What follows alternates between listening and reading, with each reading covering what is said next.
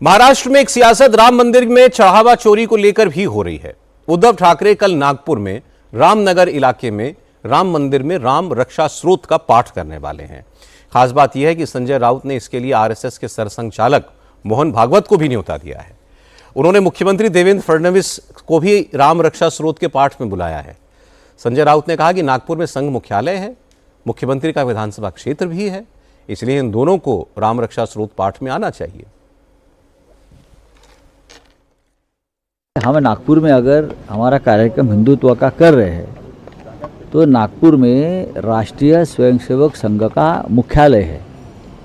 उस नाते नागपुर ये हिंदुत्व की एक उपराजधानी या राजधानी है, हिंदुत्व की भी राजधानी है। सरसंघ चालक के बारे में हमेशा हमारे मन में एक आदर रहा है, चाहे बाला साहब देवव्रत जी रहे, चाहे उनके बाद उनके पहले वाले, सभी के साथ थोड़े बहुत मतभेद होते हैं, लेकिन परम पूज्य हमेशा रहे हैं। तो हमारे कर्तव्य बनता है कि हम हिंदुत्व के बारे में कुछ यहाँ बड़ा कार्यक्रम करने जा रहे हैं और शिवसेना पक्ष प्रमुख उद्धव ठाकरे जी आ रहे हैं, तो हमको मोहन भागवत जी सरसंघ चालक परम पूज्य, उनको एक निमंत्रण देना है हमारा कर्तव्य और धर्म भी है।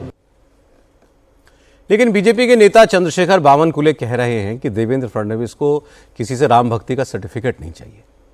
बावनकुले ने कहा कि उद्धव ठाकरे को राम मंदिर के उद्घाटन का न्योता दिया गया था, तब वो अयोध्या नहीं गए।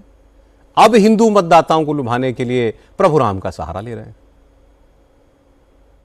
उद्धव जी ने भगवान प्रभु रामचंद्र जी को राजनीति का इशू बना दिया है। जब भगवान प्रभु रामचंद्र का जल्लोष हो रहा था, अयोध्या में रामलल्ला की प्रतिष्ठापना हो रही थी, तब उद्धव जी ने दिया हुआ निमंत्रण नकार दिया था। जब भगवा लहरा रहा था तब पाकिस्तान के ध्वज उद्धव जी लहरा रहे थे, उनकी टीम लहरा रही थी, फड़का रही थी। तो इस प्रकार से उद्धव जी का रिकॉर्ड है। और जहाँ तक देवेंद्र जी का सवाल है, तो देवेंद्र जी का पूरा जीवन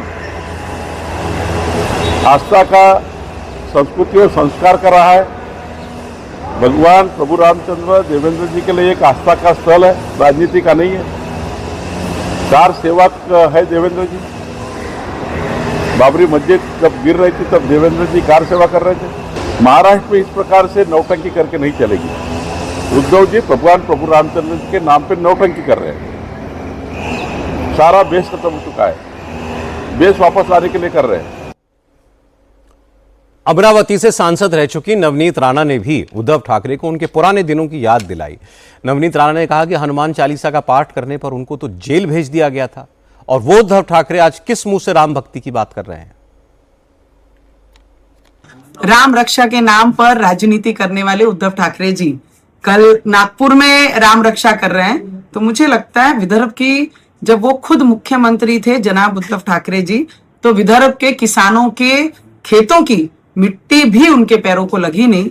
तो आज वो राम रक्षा प्यार दिखा रहे हैं। जो अयोध्या में राम लल्ला के दर्शन करने नहीं गए, आज वो राम रक्षा की बात कर रहे हैं। तो राम रक्षा नहीं है, वो पक्ष की रक्षा कर रहे, बाहर निकले हैं। वो राम भगवान को नहीं मानते, वो तो खुलेआम बोलते थे।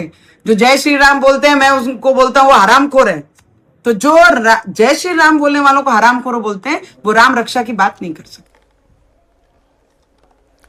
एक जमाने में कट्टर हिंदुत्व वाली पार्टी समझे जाने वाली उद्धव ठाकरे की पार्टी महाविकास अघाड़ी में जाने के बाद अपने भगवा एजेंडे से बहुत दूर जा चुकी है।